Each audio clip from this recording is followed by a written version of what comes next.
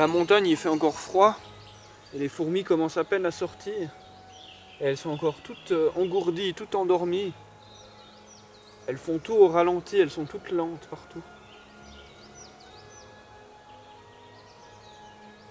Et j'ai l'impression qu'elles sont plus maladroites parce qu'on en voit quelques-unes qui dégringolent tout d'un coup, comme si elles glissaient puis elles tombent.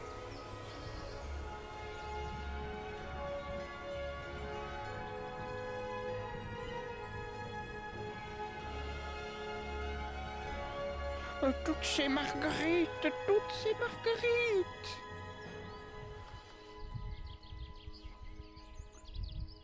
J'allais repartir sans rien dire et quand j'ai vu ce champ de fleurs, je me suis dit allez, je dis tout de même ma chose.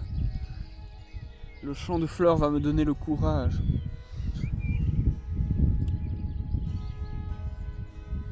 Je vais essayer de synthétiser un peu cette chose parce que en fait je pourrais la déballer sur un long temps. Une chose que j'aime par-dessus tout, c'est la vitalité, une sorte de vitalité. Alors comme ça paraît banal de dire j'aime la vitalité. Mais qu'est-ce que ça veut dire ? Les moments de vitalité, c'est ce moment, par exemple, dans l'histoire, où plein de petites cités grecques sont en concurrence, se font la guerre les unes les autres, font des accords commerciaux, s'entraident, et toutes ont une diversité comme ça de cultures et d'échanges, et comme ça il y a une vitalité dans la Grèce antique, et ce moment on le retrouve aussi dans l'Italie de la Renaissance, avec plein de petites cités-états, plein de petits royaumes, comme ça qui forment une vitalité italienne. Et ça c'est dans la politique et dans la société, mais on peut le retrouver à plein d'endroits, cette vitalité. Il y a une année ou deux peut-être, j'avais dit la même chose sur les idées. Je pense que mes idées naissent comme ça, elles deviennent de plus en plus construites, elles se durcissent, elles deviennent fortes, puissantes, elles se mettent à avoir des effets dans le monde. Et tout d'un coup, elles ont des petites contradictions, elles deviennent un peu fébriles, elles se cassent. Puis tout d'un coup, elles ne changent plus du tout, elles sont mortes et elles disparaissent. Mais d'autres idées sont renées comme ça, d'autres idées ont pris la place des premières.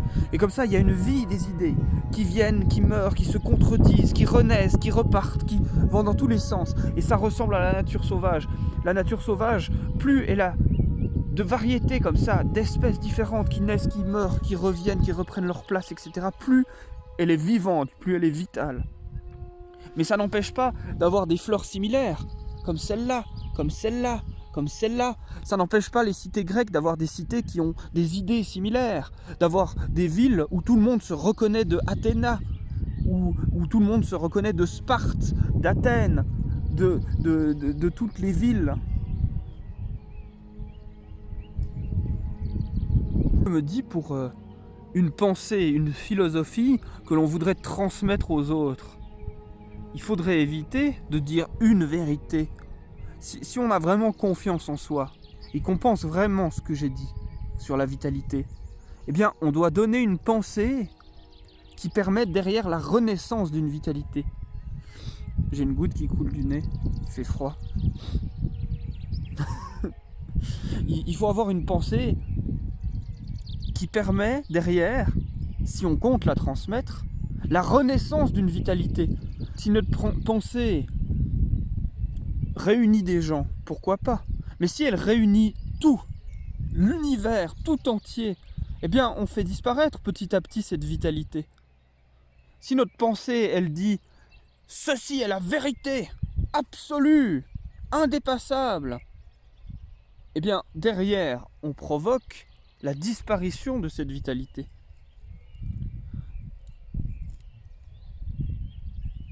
Et donc c'est peut-être l'intérêt majeur du polythéisme en Grèce. Et ça c'est difficile à savoir. Est-ce que c'est le polythéisme qui a provoqué cette situation de plein de petites cités-États, ou est-ce que c'est plein de petites cités-États qui ont provoqué cette situation de polythéiste? Je ne sais pas. Mais évidemment ce que je dis peut être sorti de ce contexte-là. Ça marche pour les plantes, ça marche pour les idées, ça marche pour les nations, ça marche pour les êtres humains, ça marche pour les pensées, pour les films, pour les œuvres d'art, ça marche. Cette vitalité, on peut la trouver, j'ai l'impression, absolument partout. Alors je ne sais pas si c'est vraiment partout, mais On peut vraiment la trouver à plein d'endroits. Et si je n'ai dit que des bêtises, eh bien je vous ai au moins montré ce magnifique chant. Ce chant de Marguerite, qui était elle-même avant de s'appeler Marguerite.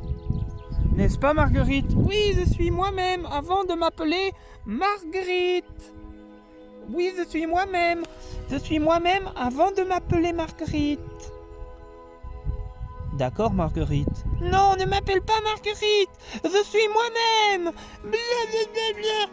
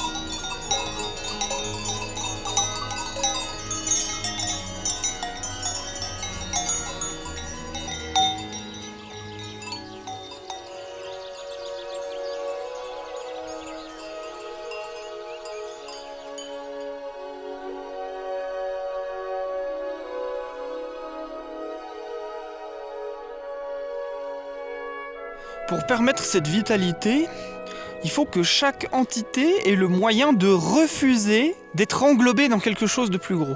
Et ce moyen, c'est un moyen physique. Et dans le cas des cités grecques, on voit bien ce que c'est. C'est la capacité militaire que Sparte a de dire non à Athènes. Et de dire non, définitivement, de dire non avec une force physique. Et c'est la capacité que Athènes a de dire non à Sparte. Et c'est la capacité que Corinthe a de se défendre, que chaque ville a de défendre ce qu'elle est. Et donc on voit que la capacité à défendre ce que l'on est permet la vitalité. Si plein d'entités ont la capacité de défendre ce qu'elles sont, on obtient une diversité, une réelle diversité. Il y a ce cas de figure d'une ville où tous les citoyens seraient des sortes de clowns qui font n'importe quoi dans tous les sens. On pourrait se dire « Waouh, c'est une vitalité incroyable !» Mais s'ils sont tous cela, qu'est-ce qui apporterait de la vitalité là-dedans? Qu'est-ce qui ferait que des gens se distinguent de cet uniforme d'une ville où tout le monde est des clowns qui font des choses dans tous les sens? Eh bien, c'est un groupe de 10 personnes qui diraient « Nous, on va être rigoureux ».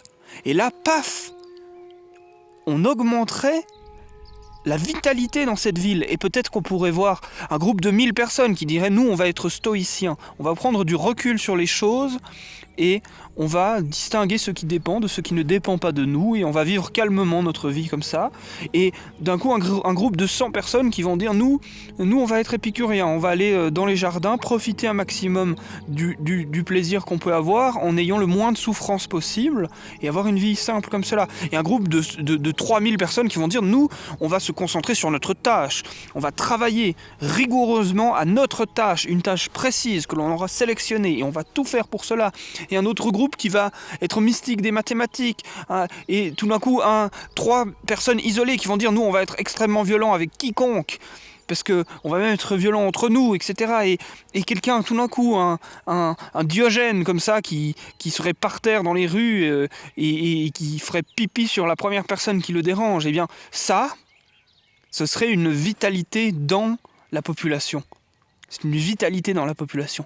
Eh bien, ce principe, comme je le dis, il est applicable à toutes les choses qui peuvent se diversifier on peut observer le même principe. Et c'est ce principe d'une multitude de possibles. Mais il faut éviter, enfin c'est pas qu'il faut éviter, c'est qu'il y a cette espèce de petit piège, c'est que si on augmente cette vitalité comme une sorte de curseur, si on augmente la capacité de chacun à se distinguer des autres, et qu'on la met genre au maximum, maximum de capacité de chacun de se distinguer des autres, eh bien on obtient une uniformité. On obtient une cité où tout le monde est un individu isolé, intégralement isolé, et donc pour obtenir de l'unicité là-dedans, il faut redescendre le curseur.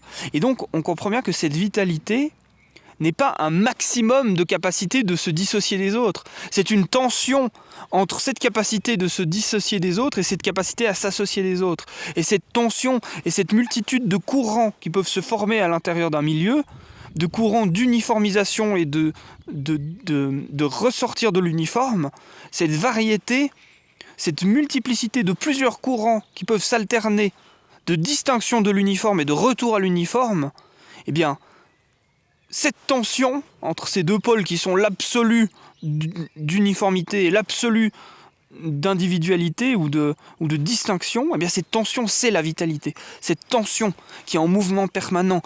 Dans les idées, on peut avoir une vitalité comme ça, des idées qui s'enchaînent, qui se croisent, qui se reconfondent dans les autres, qui se redistinguent.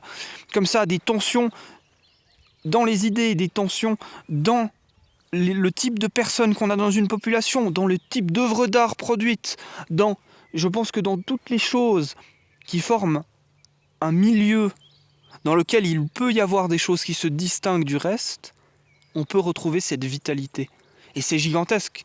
C'est même possible que ça fasse partie de tous les champs des choses qu'on connaît, du moment qu'elles ne sont pas absolues, eh bien, on peut trouver cette vitalité.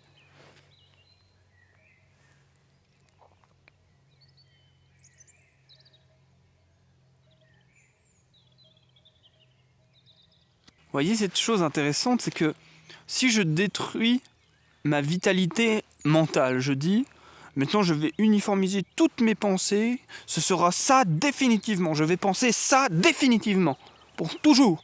Je vais uniformiser, en tout cas tendre vers uniformiser mon mental. Bien, en faisant ça,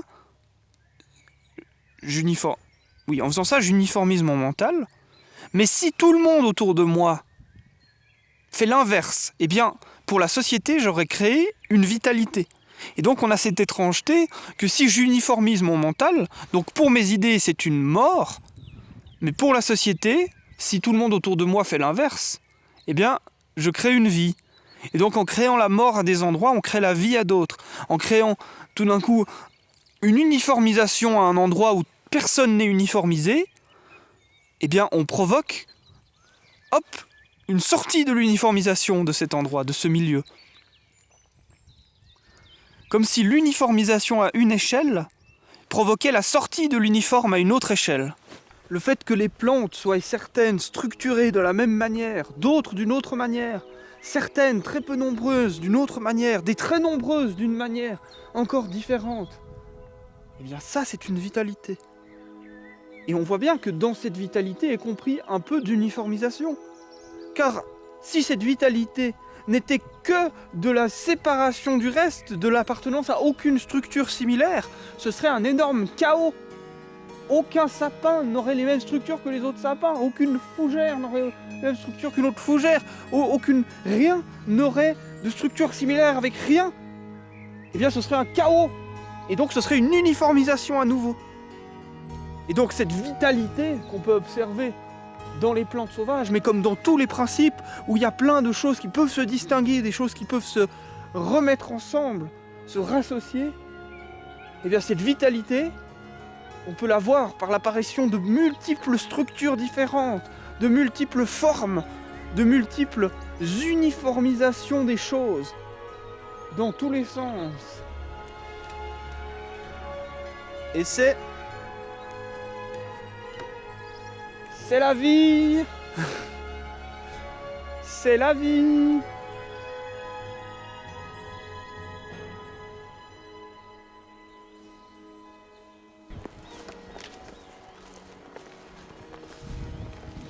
Regardez, là, il y a des sangliers qui ont tout soulevé le terrain avec leur nez.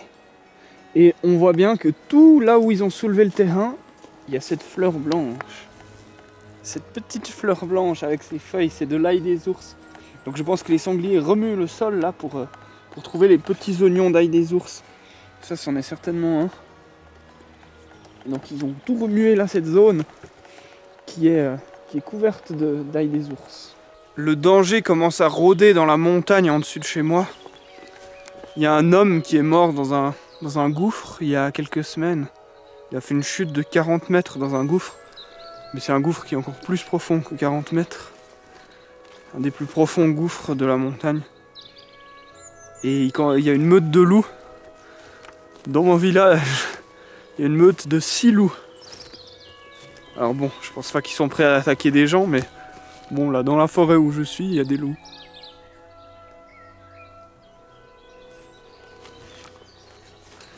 Le danger commence à rôder.